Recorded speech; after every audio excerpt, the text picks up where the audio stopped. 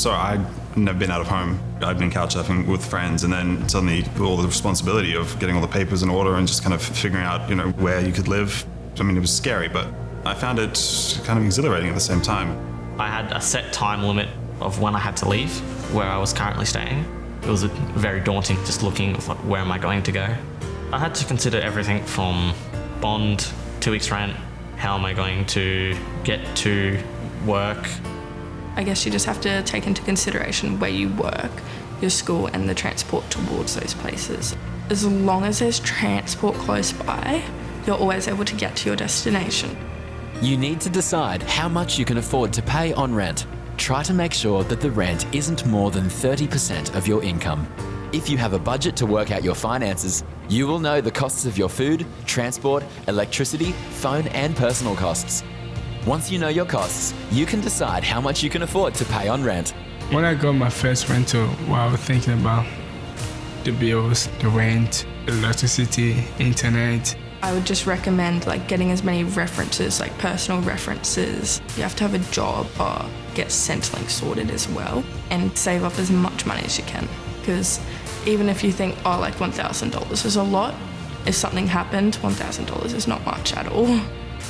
My biggest learning, well, I'm still learning it, but budgeting. Because occasionally there would be times where, I did have to pay the big bills and I had no money, but now I'm finally getting a handle of it.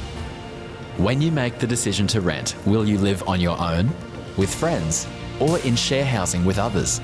You also need to think what type of tenant you will be.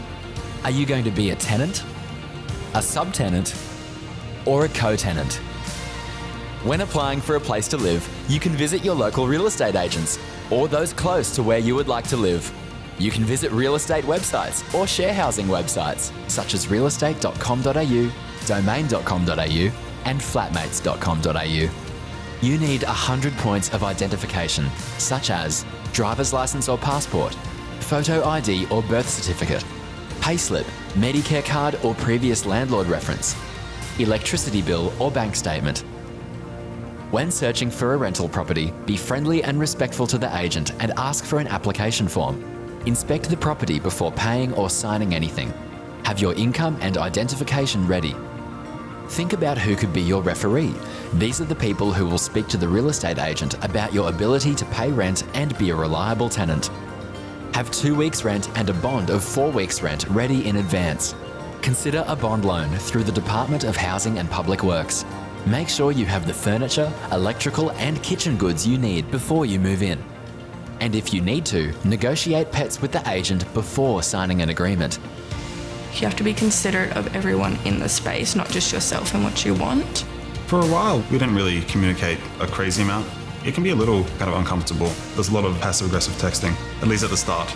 But over the years, we've gotten pretty close.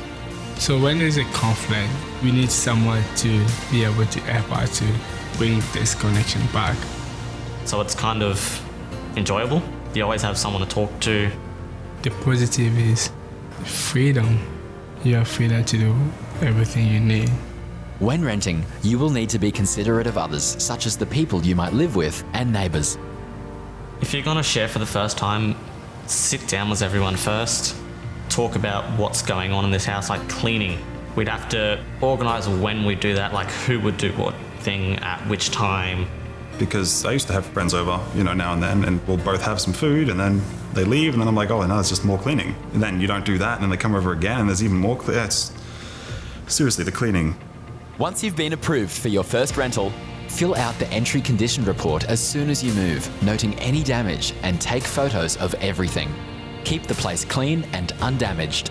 Pay rent on time and keep records. Keep copies of all documents. Communicate with your agent or lessor early if you run into any problems.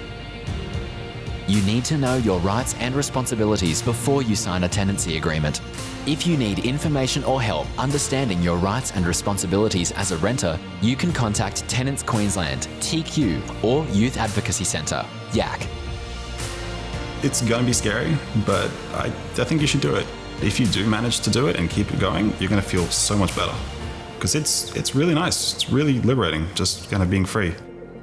The First Time Renter Group thanks Seb, Reese, Molly and Piero for sharing their experiences and giving their time to enhance this video.